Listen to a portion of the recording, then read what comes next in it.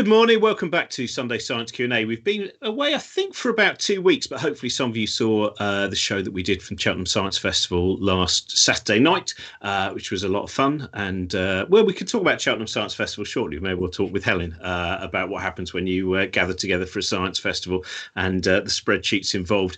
A couple of things to... Oh, by the way, just so you know, today we're going to be talking about psychology. We're going to be talking about the nature of the human mind. We're going to be talking about video games, what we actually understand about video games, all of those kind of things that come up in the press saying, oh, well, video games will destroy you. I mean, video games are kind of a little bit like chocolate and red wine. There's, a long period of time where they tell you going to kill you, and then there'll be one that says actually they're really, really good for you. So that's kind of what they are now. But we'll be talking about that. And John Ottaway, we will try and get to your question about whether it will actually make you better playing computer games, because you are desperate for an alibi at the moment. So we'll be dealing with that. Also to mention, if you can support us via Patreon, that's fantastic. We did have a couple of weeks where we haven't been putting out as much stuff. That was just an aberration because some other parts of life got in the way of us being able to make things. But we're back with this week. There was new Tips for Existence with Katie Brand, and next week we've got one with Anil Seth, who's a fantastic neuroscientist who you might have heard on the Infinite Monkey Cage, arguing against simulation theory, which was tremendously enjoyable. And so he's next week's Tips for Existence. Also on the psychology side, Dean Burnett is this week's Book Shambles guest, so you can hear that at the moment. And we've got loads more coming out, and we're working on a new series of An Uncanny Hour as well. We'll probably start off with a special on Norman J. Warren, and then we may well be doing something on Paul Jennings. Also, to say, if you've got any questions you want to ask, you can go into the live chat, and Trent will make sure that I get those, or you can just tweet at Cosmic Shambles. So, Helen, I think I covered pretty much everything there, didn't I? That was bad. Yeah, you dropped some pretty heavy hints about Cheltenham, so we should probably explain what all of that is about. Because we are scientists, we believe in doing experiments, and we have been doing an experiment, although none of us signed up to it. So a bunch of us, Cheltenham Science Festival this year was a hybrid, partly online, partly in person. There weren't many people actually at Cheltenham.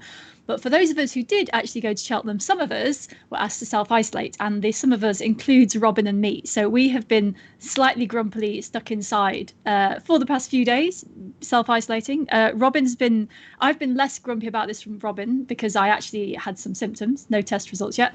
So anyway, so we've genuinely spent the week, or Tamsin Edwards spent this week assembling spreadsheets, trying to look at all the contacts between people and trying to see how the contact tracing work and where the contacts might have come from. So we've had quite an interesting week of an experiment none of us wanted to do. That's the joy, isn't it? That if you're all at a science festival and something like this happens, then immediately the epidemiologists get their spreadsheets out and things begin. But it's interesting because we found out you're the only person, as far as we know. We've not found anyone who appears to have COVID. And you have had one vaccination, I think, haven't you? Yeah, that's right. The only thing to wonder is if you spread it, but you spread it in advance because of Naomi Wolf's time-traveling nanoparticles that she heard spoken about, I think, in a Starbucks in New York. So, which is either something she overheard from someone who works for Apple, or, as others have suggested, perhaps overhearing people talking about the plot of one of the Avengers movies. Hard to tell. I mean, I did watch Thor Ragnarok last night. So I'm well Avenged up, or whatever. Is that not the Avengers? I love track. He is an Avenger, and that is a fantastic film. It is an absolute joy. I thought it was an absolute joy, and I'm not one of these kind of Marvel people, as you know. I like grumpy films made in Sweden in the 1950s about a melancholy waterfall. But I did also watch 12 Angry Men. I've never watched 2 films in a day before. Wow, you really are poorly. That's your whole decade's worth of films. Oh, we're going to take you to the BFI now, just so you can talk loudly to people about. Oh, that's a great film, 12, the Henry Fonda version, I presume. Yes, we should do some This Week in Science because no. We're back, and this is exactly what people say. If you want to watch something with a level of do you know what? Actually, I think we're very much creating the sense of Sunday brunch. If you've ever seen that, skating far away from the actual point. But what has happened this week in science, apart from you using your time traveling nanoparticles? So particles, that's that. Oh, do you not know about this? Is the whole thing? Jeff Forshaw calls them particles because he's from Manchester. They're particles. I didn't know about particles. It's because the in Naomi Wolf's tweet, she talks about time traveling nanoparticles, and of course, me immediately presuming my own ignorance went, "Oh God, I haven't read. There's a new thing. It's a nanoparticle." but it doesn't exist. If you look up nanoparticle, you will only find, I think, Naomi Wolf's tweet. It's a very sad thing, actually, but there we are. It does exist. It's a very tiny burger. So this week in science, very, very quickly, let's turn the traffic lights here. Back in June 1940, I should know what year the D-Day landings were. That year, anyway, 45, was it? Maybe a bit earlier. So the point is that there was a big planned landing with the Normandy landings on the French coast with boats coming from Britain. And what is interesting about this is not the war aspect of it, which was, planned by General Eisenhower. It's that it used the world's first swell forecast. So what had happened is that a very famous oceanographer, Walter Munk, who only died last year, actually, or the year before, at 101, when he was a young man, had spotted that swell, so waves coming in, not breaking waves because of the wind, but smooth swell coming in from the ocean that then broke on the beach, made it really hard for troops to land on beaches.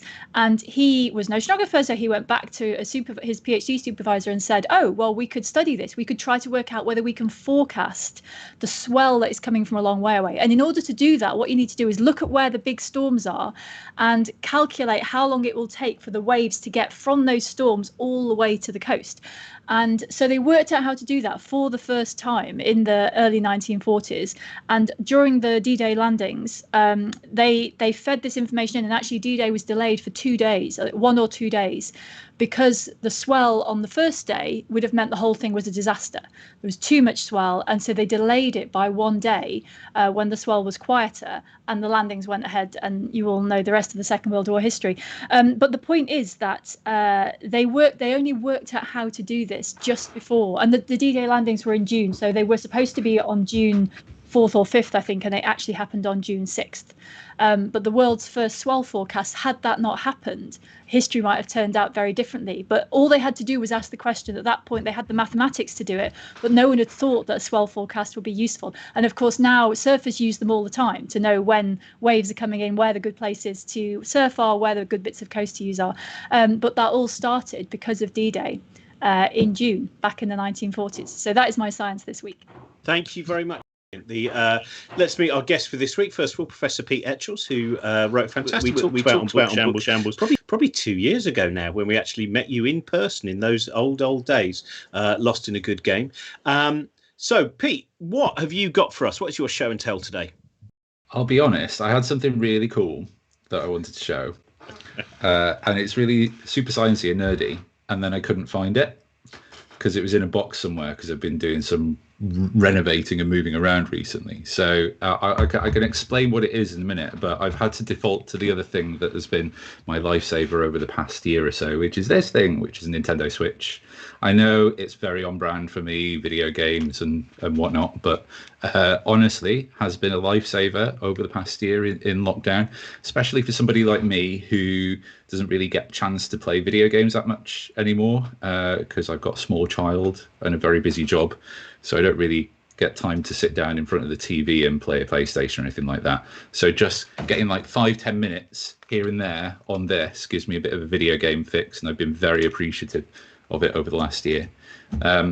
My cooler thing, which I will explain, was somewhere in my house I have 3 prints, and each of them are of the periodic table, and they're data visualized so that each element is a ring, and they're optimized so that they fit the most economical circle. And each ring is made up of little radial lines that represent the atomic numbers, and each of those lines is printed in a different element. So I've got one that's all printed in copper, one that's all printed in iron, one that's all printed in sulfur, and I don't know where they are. So that's my very boring show and tell for the week. Well, that was great. I know, I still like it. A good trailer for the next time you're on and you find where that box Yeah, is. no pressure. Next time you come back, you've got to bring it with you now. I know. I'll go and spend the next few weeks finding it. Can I ask you about looking at that game? And it reminded me of a game of my childhood, which was Game and Watch, which was tremendously addictive, but was tremendously dull. You had to jump across 5 turtles, was the one I had, Turtle Bridge. And what I find interesting is now when I try and play games with my son, I find it the controls on an Xbox, all of the fingers and thumbs, right? I'm 52. All I do basically is I end up being some superhero stuck under some debris for about 15 to 20 minutes, unable to work out how to get out of it. What do we know about the wiring of the brain and why I'm so incompetent with something like the Xbox console? I don't know whether it's brain wiring that might be the issue there. Could be at my age, yeah. It's I mean, it's all about manual dexterity and reaction times and motor responses, and we know that they start to decline depressingly early. So from kind of the mid-20s onwards, you get slower at these things, and you kind of see that borne out in professional video game realm. So professional esports players who earn millions and millions playing video games tend to sort of burn out and retire from their mid-20s onwards, and part of that is because it's a very intense environment and you do just mentally burn out in it, but also it's reaction times. You just don't have that sort of split-second edge over the younger people, and that makes all the difference in some of these games, really. It's a great pity, because I would love to make money being one of those men who just makes noises while playing Minecraft and gets about 10 million followers a day. But unfortunately, that's going to be impossible. Another career out of the window. We're also joined by Ginny Smith, who has a book that came out. It's last month, isn't it, Ginny? I think your book, Overloaded, How Every Aspect of Your Life is Influenced by Your Brain Chemicals. A couple of months ago now. It was April. Oh, months don't mean anything, though, during this kind of pandemic. No, they really don't. Yeah. Which I thoroughly enjoyed that book, as you know. What is your show and tell today? Is it an invisible box?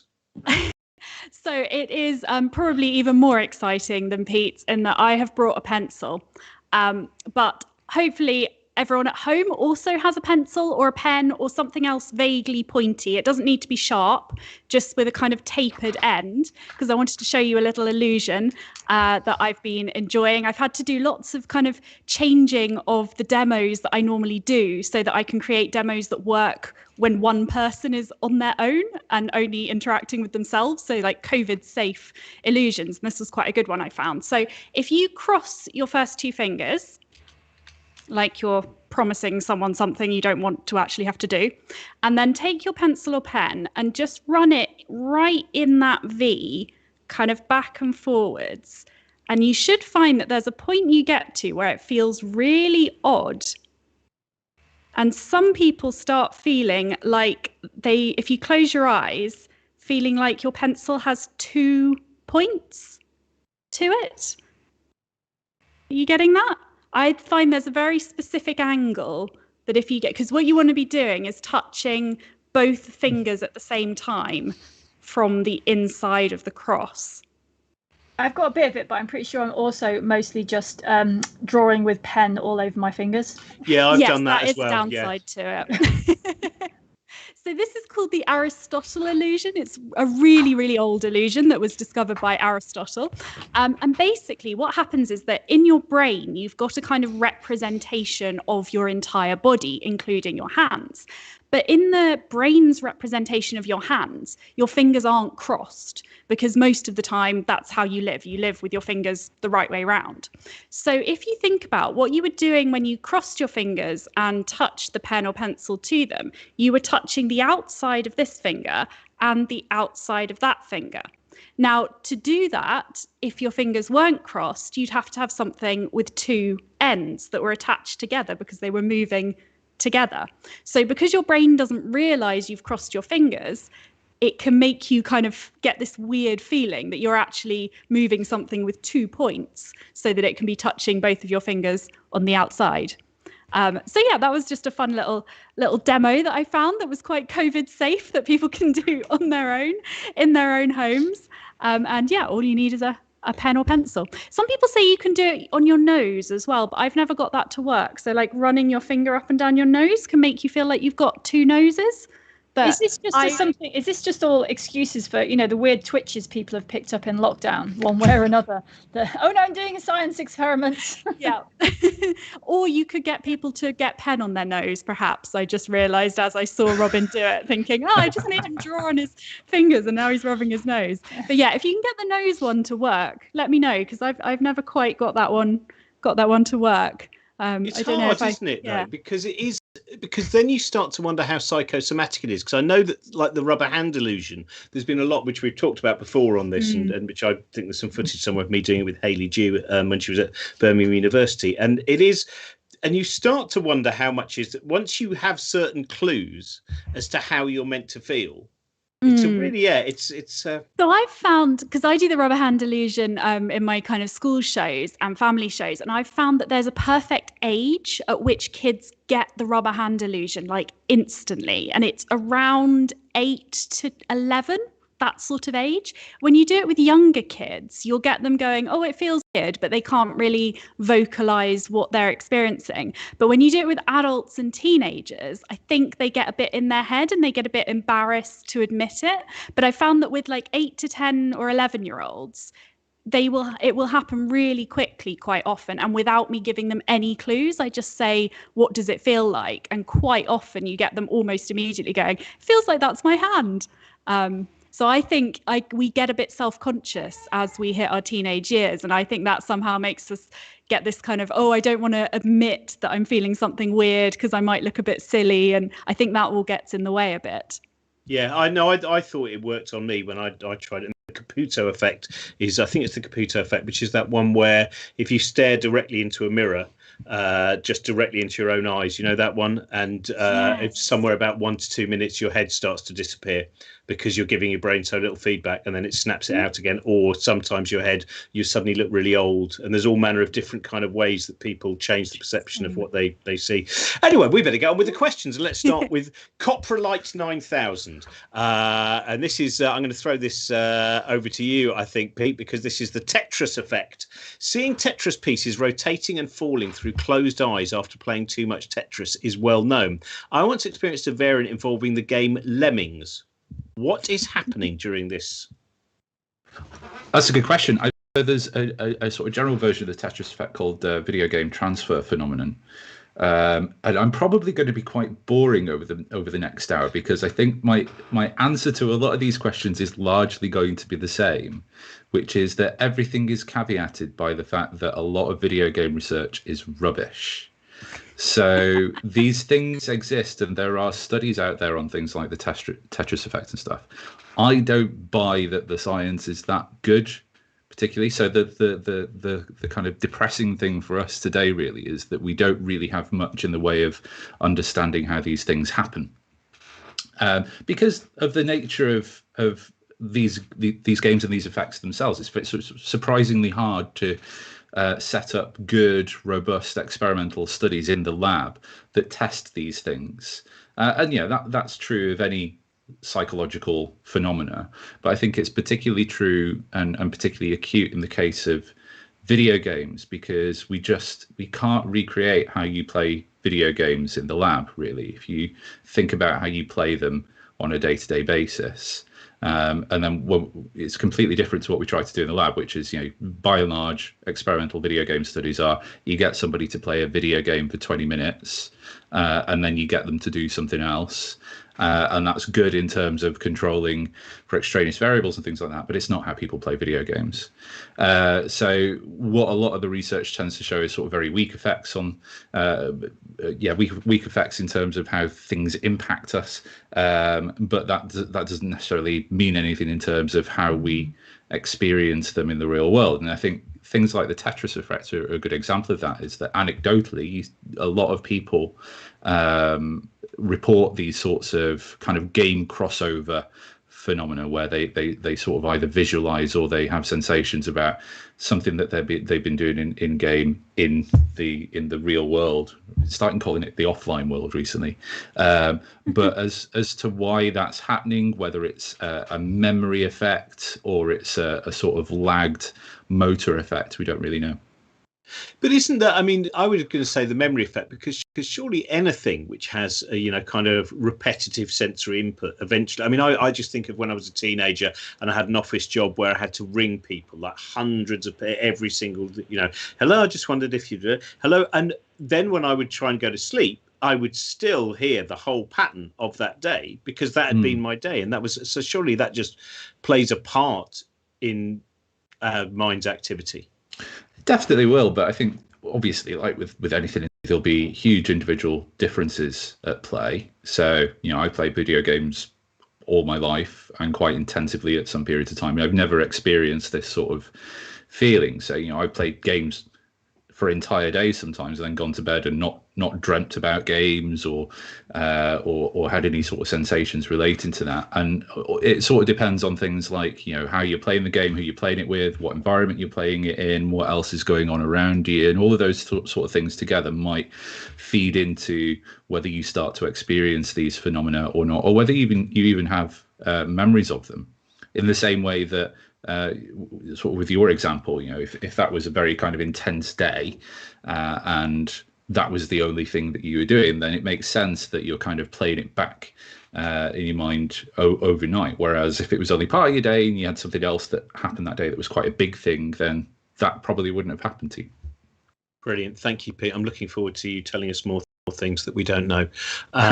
This is Scruffy 45, but that's the problem, isn't it? The moment we do psychology, and especially with the problems that have been revealed in the last, I suppose, in the beginning of this century about a lot of experiments which we previously thought were a little bit more solid, that you go, well, it is a lot more complex, and we haven't really got, because we're dealing with a subjective world rather. There are complex things. So yeah, don't expect any big answers today is what I'm saying, but a lot of things for you to go away and work on. Scruffy 45 would like to know, Ginny, since we now understand things like bipolar, depression, etc., are clinical conditions, why can't we detect them on things like MRIs? Yes, there's kind of a few points to be made there. The first is that in some cases there are people who are starting to find ways to detect some subsets of people with various mental illnesses through brain scans. So there's some research going on at Oxford where they were looking at how people look at different faces, and they were finding that people with depression on average spend more time looking at negative faces with negative expressions, whereas people without depression on average spend more time looking at positive faces when they've got the choice. And they were also finding more reactivity in the amygdala of the people with depression. The problem is that these kinds of studies are great for research, but kind of like Pete was saying, everything is so individualized when it comes to the brain that it wouldn't really work the way we have it at the moment as a diagnostic tool because it's on average. So that's not to say that if I took two people and put them in a brain scanner, I could tell which one of them was depressed just by what was going on in their brain, because the difference might not show in those one or two people. And so, yeah, so it's not really a useful diagnostic tool at the moment. The other thing is it's really, really expensive. So if we have a way of diagnosing depression or whatever it is without using a brain scanner, then we why wouldn't we just do that? And at the moment, behavioral diagnoses are better than brain-based diagnoses, and they're cheaper. So the scanning stuff is really, really fascinating, but not particularly useful to translate to actually kind of clinical practice.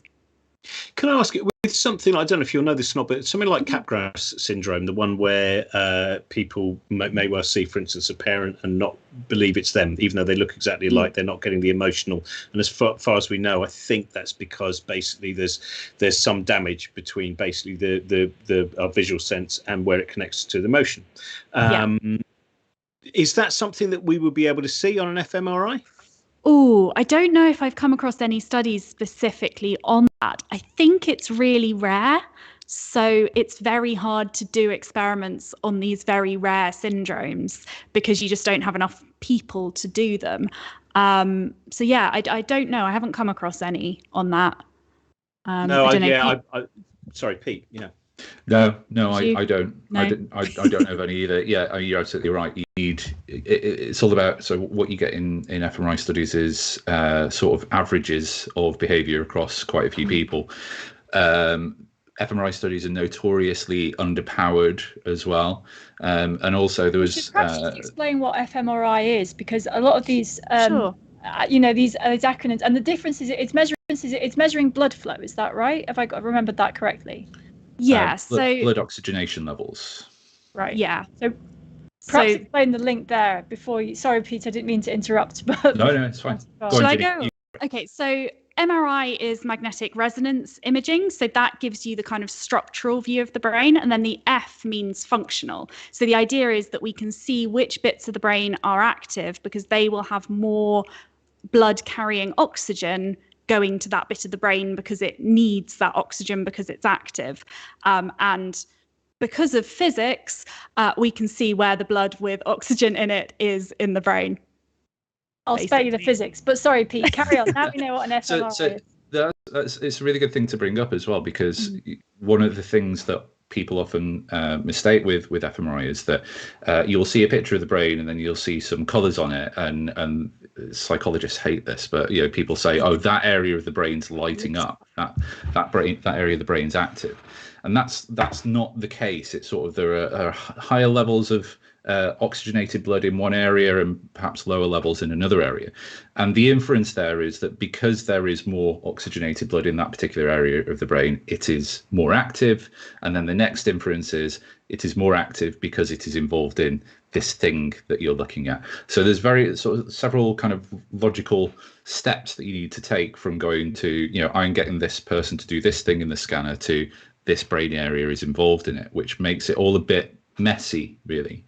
But what I was going to say was that there was a study, I think it was last year or the year before, when it was pre-pandemic anyway, where one neuroscientist scanned his own brain every day for a year, and you look at the patterns across the year, and they're all over the place. They're all different. So another problem with fMRI is that you get people in the scanner for like 15-20 minutes tops, and that's a snapshot of them at that particular point on that particular day, and it's not necessarily indicative of their kind of typical brain activity or their general brain activity. So I mean, all of this is to say that fMRI is probably a little bit rubbish as a measure of anything, really.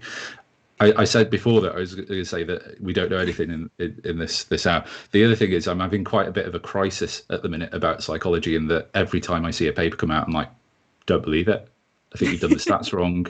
You've done the methods wrong. It's all rubbish. So everything is rubbish at the minute.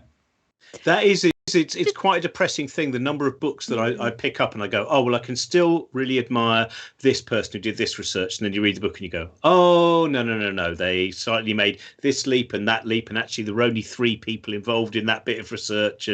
But on the fMRI, I'll ask all of you a bit. I mean, is the basic, what we're talking about here is some of the things that come up are very much parts of human personality, and the scale that we're seeing of the brain and what we're able to examine, we're not really being able to go, we're able to see the big picture, if you see, the really low, but the things that make us are not really going to be detected on that scale, are they? So, Pete? No. Ginny? Still no? Yeah, I mean, we're starting to understand the big scale, and we're starting to understand the really tiny scale. Like, we can understand how individual neurons communicate in a dish and things, but it's connecting those and working out how they come together to produce the huge range of human behaviors, I think we're still a bit of a way off. Scientists call it the hard problem, the sort of how does the brain produce consciousness and all of our experiences, and I think it's called the hard problem for a reason. Yeah, but not all those easy problems you do, Helen. The things that brains are doing. So there's a lot of functional things. So, for example, speech and motor motion. Those are easier things to study. And there are brain areas that are associated with those things. And if you put electrodes in the right place, you can read the brain. So there are quite a lot of things the brain does, which are very if you think about all the things you need to have for a human to function, quite a lot of it is just keeping the machine going and getting the machine. And so those bits, I think, are a bit better understood. And there are, I visited years ago a lab in Chicago where they'd planted electrodes in someone's brain, and they could, this person wasn't able to speak, but they were able to identify vowels from the different brainwaves. So things like that, which are functional, we do have a better understanding of. But what humans want is who we are, and that is the hardest possible question. So I feel that perhaps a bit of patience is required with just understanding how we talk and move and do all of those things, and then it'll come later. But we're still sorting out the basics.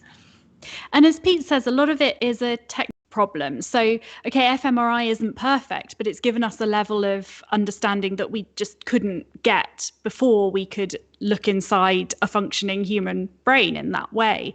And every time we get a new piece of technology, or the piece of technology gets that bit better, we kind of look and go, oh, okay, so it wasn't just that whole area, it's actually different things within that area. And then the technology goes a bit better and we're like, oh, well, it's actually even more complicated than that. So I think a part of it is it's a really hard fundamental problem. And part of it is the technology isn't there yet to really understand the huge complexity of the brain. But it is just astonishing that it's even possible to see in a living, functioning human how much oxygenated blood is going to different parts of their brain. Like, oh, that's amazing.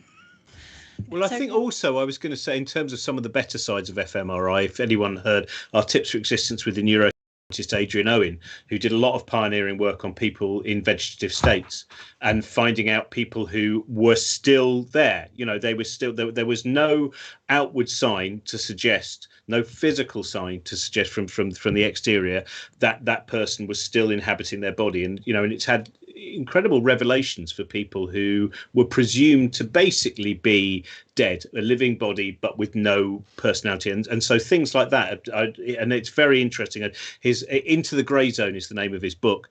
And it's, it shows. So even when we're doing down things, sometimes there are still good things in there. Let's move on to a question from Jennifer. This is about how can we create pain? I don't know who to start with, because this is such a... Lorimer Mosley's done some very interesting stuff on this. Jennifer said, I've read about people who suffer from chronic pain, but there isn't anything diagnostically wrong with them beyond the pain itself.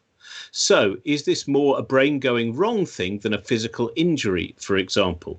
Now, Ginny, would you like to start on that? Because it's a very interesting, the creation of pain. Yeah, so we think of pain as very much something that happens in the part of our body that is injured, but actually the experience of pain is something that happens in the brain.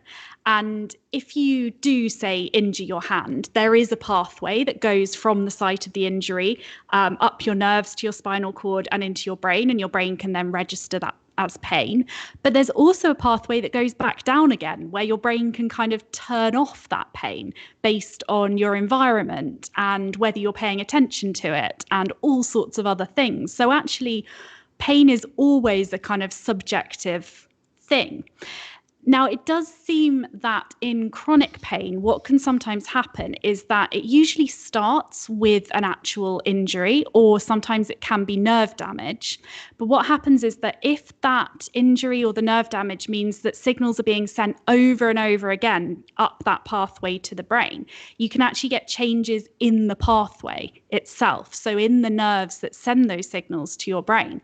And then the injury might heal, but those nerves have become what we call sensitized, and they will now respond to almost anything. So you can get a type of pain where, like, the brush of your clothing on your skin can cause you to feel pain as if you've been stabbed or cut or something, because your nerves have become so sensitized. So a lot of the time, yes, chronic pain isn't an injury in your arm anymore. It's now a problem with that nerve signal getting sent to your brain.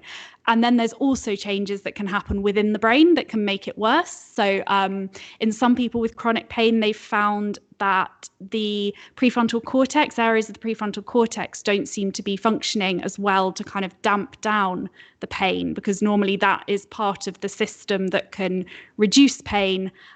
So there do seem to be kind of structural changes in the brain in this pain dampening system. And that's one of the reasons chronic pain is so hard to treat, because it seems to be that there are changes in lots of different places in the system. Pete, would you like to add anything? Yeah, I mean, that was a really good overview of one of the lectures that I used to give on pain. So thanks for that, Ginny. That was really good. I agree with everything that you said there.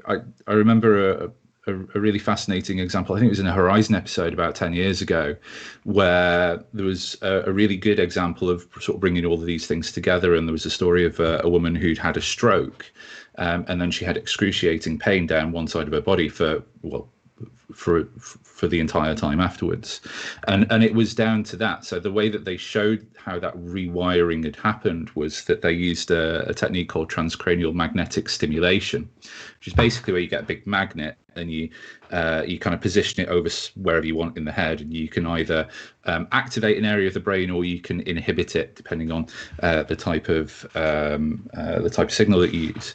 And what they were showing was that basically what had happened in this case is that the stroke had caused some rewiring of the motor cortex, which is a sort of strip of brain sort of in the middle of your head. Basically, it goes down both sides, and the left side controls the right side of your body and vice versa. There it is, it's the green one.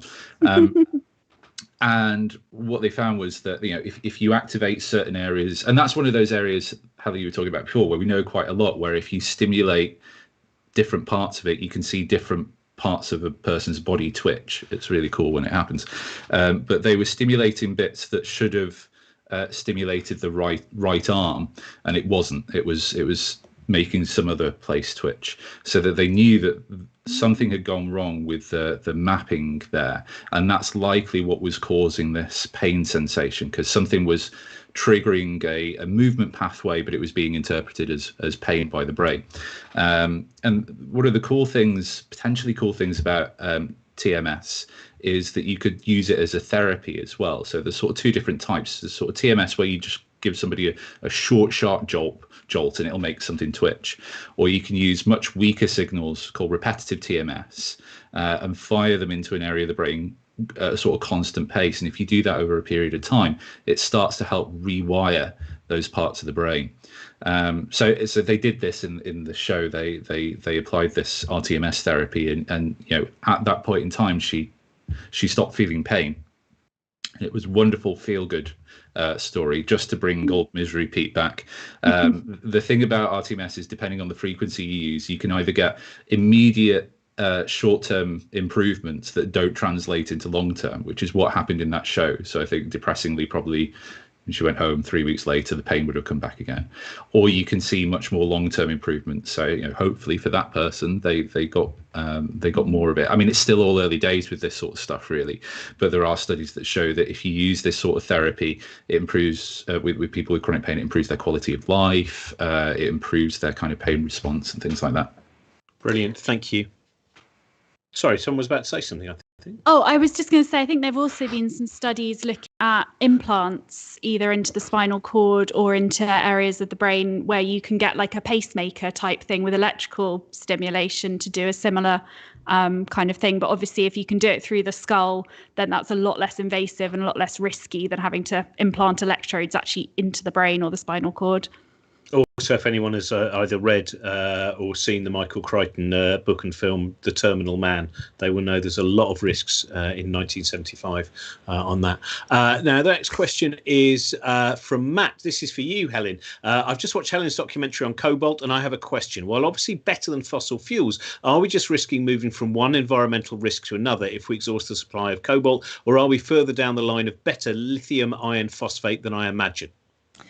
So the context for this is that I made an episode Fully Charged all about cobalt, and we talk about cobalt recycling and the problems of extracting it and whether we need it in batteries, because there's a lot of conversation about, you know, are we just going to mine a load of cobalt and then cause all the problems that come with digging big holes in the ground? And I think the answer is, firstly, that there are lots of battery chemistries which don't use cobalt, and the major effort in battery technology is trying to reduce the amount of cobalt needed.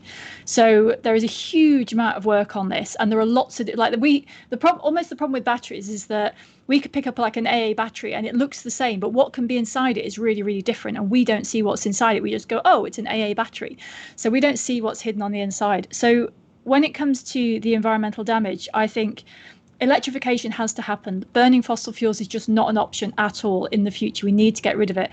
What we can do and what we are doing is working out ways to make batteries which don't involve the damage. And the other thing is that once we've got enough cobalt, for example, in the system, if you recycle it, it just goes round and round, and cobalt is what's driving battery recycling now because it's very valuable. We also need to recycle things like lithium, which are at the moment not valuable enough for anyone to bother recycling them. So There's two opportunities with the electrification of vehicles and things like that. One is we stop burning fossil fuels, and that is the most critical thing. We need to do it now. But the other thing is that we are technologically advanced enough that if we put effort in, we can find ways to build the next stage sustainably. And so that's what we're aiming to do. So I think that there's someone's buzzing here. Sorry about the buzzing. So I think it is perfectly possible to do it. We just have to put the effort in now. But it is absolutely the case that electrification is far, far, far, far, far better than what we've got now. Right, you go and get that. I'll ask you another question in a minute. For a second. This is a question from BD for you, Pete. BD says, I remember last year, again, another person saying, I think it was last year, no one knows anymore. Pete tweeting about a study he was working on about the links between gambling, video games and loot boxes. And BD just wondered if anything's happened with that research so far. It's been an absolute dumpster fire, that study this year, because of the pandemic. So, but that being said, I literally finished testing on it last week.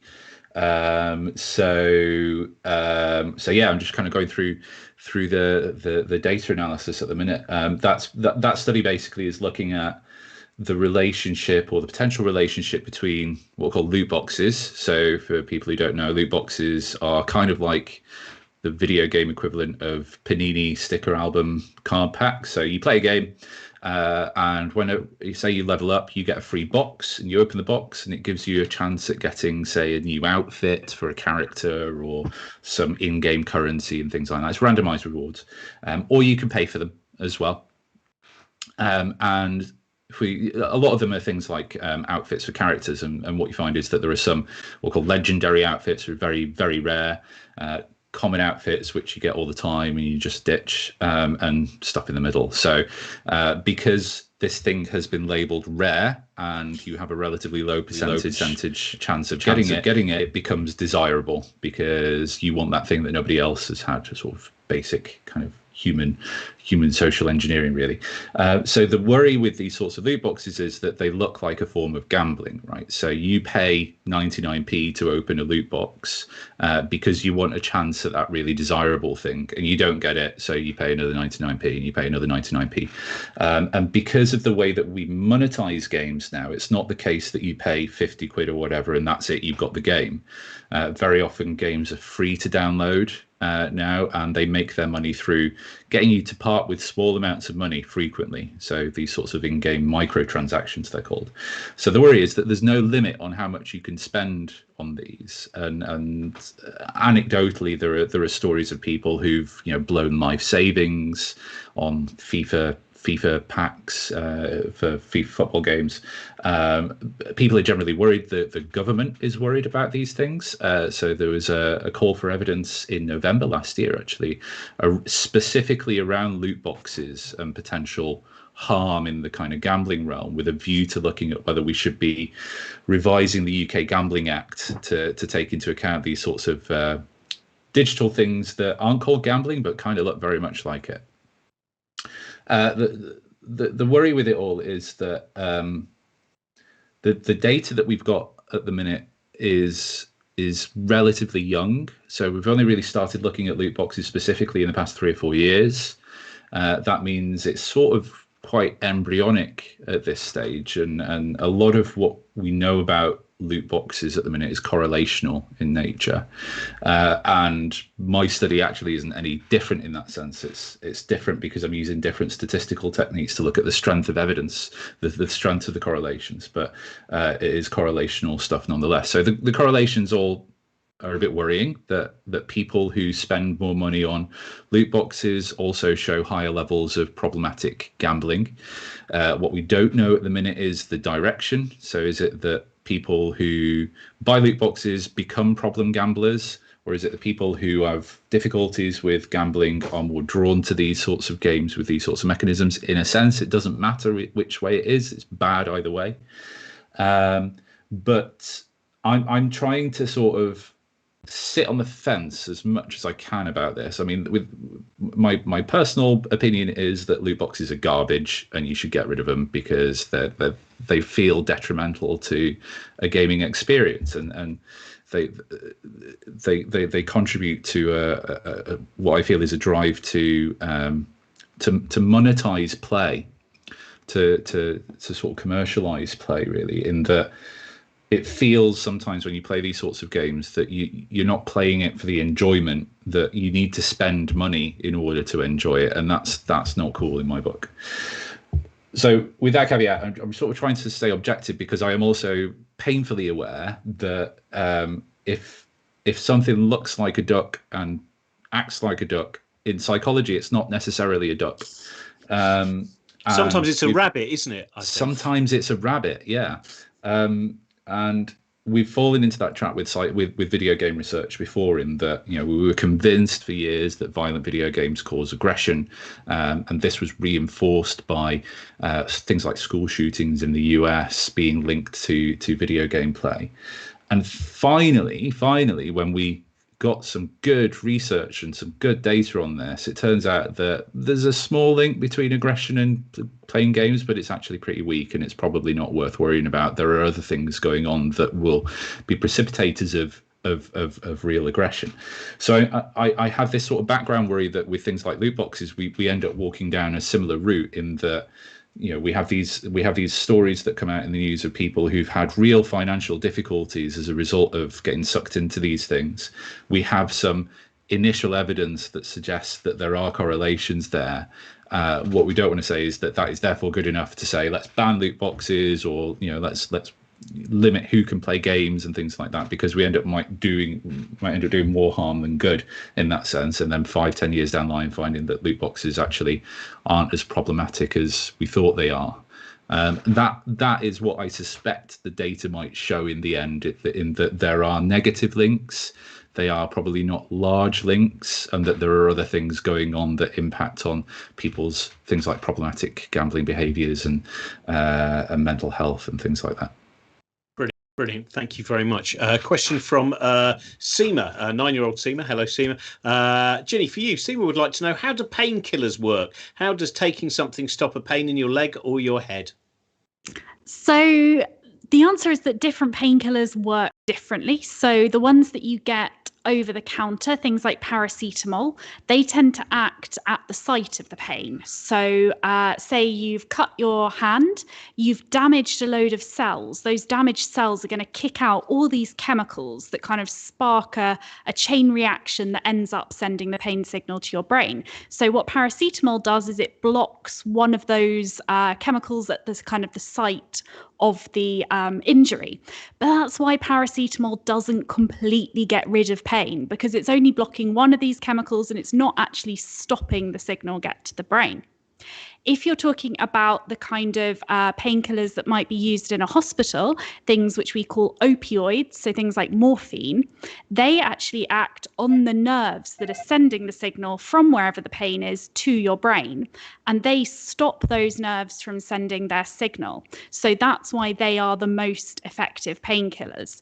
Unfortunately, they have some really nasty side effects, and they can, in some cases, be addictive, which is why they're generally only used by doctors in extreme cases of pain. You can't just buy them over the counter. But yeah, so different ones have kind of different mechanisms. Thank you. Now, this is this is from Graham. There's been a lot of talk about aphantasia online lately. I wonder if any of the panel could talk about the current research theories on it. Now, aphantasia, I think I only really first heard about this reading John Higgs's excellent book, William Blake versus the World, because William Blake did have a very powerful second vision. He would see angels, but he would know that it was his experience. He couldn't say, go and look at those angels. So it's about, as far as I know, it's basically about the very vivid self-generated images, so images not necessarily generated by exterior visual stimuli. But is that fair, Pete? Aphantasia? Do you know much on this? No idea. I've never heard of it. But no, it seems there's a lot, Ginny. It's really new. So I think what you're talking about is hyperphantasia. Aphantasia is the opposite, which is having no mind's eye. Oh, that's right. Yeah. Yeah. So apparently some people wrote about it like 100 years ago, but it was only kind of rediscovered in the last 10, 15 years or something like that. But I have a colleague at the British Psychological Society who realised she has it, and she made a podcast about it. And yeah, so basically it turns out that if I say to you, imagine a pineapple, visualise a pineapple, there are some people who will like see every detail and it'd be really, really vivid, and that would be hyperphantasia. There are a bunch of people who are sort of in the middle, and then there are some people who literally cannot see it at all, and they always thought that when people are talking about seeing something in their mind's eye, that was like a metaphor. They can't visualize things at all. So scientists have now discovered that this is a thing and have started looking into it. There isn't really much research on it yet because it is kind of brand new. So yeah, it's really brand new. They're looking at whether there are any links with kind of being either good or bad at other things as well. So I think there was some links between hyperphantasia and synesthesia, which is this condition where you get the mixing of senses. And I think they found some links between aphantasia and not being as good at remembering visual things as well, which kind of makes sense, because if you were trying to remember a visual scene, you would sort of visualize it. So if you're not very good at visualizing, then that can also link with visual memory. But what causes it and what the differences are in the brain, we don't know yet, basically. See, that's what, because I think what I read was that a lot of artists, that, again, this is all quite anecdotal at this stage, I think, but from I think John Higgs and other friends of mine, that they've read quite a lot where visual artists actually have not all of them, but some have aphantasia. So they're not imagining the thing in their head as they start creating it. They're creating it so that they can see it, if that makes sense. So it's not translation from I've had this brilliant vision in my head. It's this is the vision I'm now creating, which I think is, again, very early stages. But it sounds a little bit like. Sorry, go on, Helen. What's really interesting is that it highlights the assumption. Everyone has this assumption that everyone else sees the world the way they see it. And so there are all kinds of things that we never question, even if they sound a bit odd, because this is obviously I perceive it like this. So obviously everyone else perceives it like this. And you've got to ask the really obvious question of what do you mean when you say it's red? Before you get anywhere. Anyway, sorry, go on, Pete. No, and it's the same with synesthesia. Sorry, a lot of people realize that everyone doesn't experience the world like that until they're maybe a teenager or something, and they say to someone, "Oh, Tuesday tastes red today," and the other person's like, "What the hell are you talking about?" So we do have this kind of assumption that we all see the world the same. Pete, I mean, I was just going to say the same thing basically, but I was thinking about it in the context of ASMR, autonomous sensory meridian response, and thinking about it in the context of how you do research on this. It's actually really hard because, like you were saying, well, both of you, Helen, Ginny, that to try and recruit people who've got these things, these sorts of the ways of seeing the world, is quite hard because they won't necessarily think that they're seeing it any differently to anybody else, because that's the way things have always been. So trying to come up with a framework as to how to define these things is very tricky to do without sort of shoeboxing yourself almost.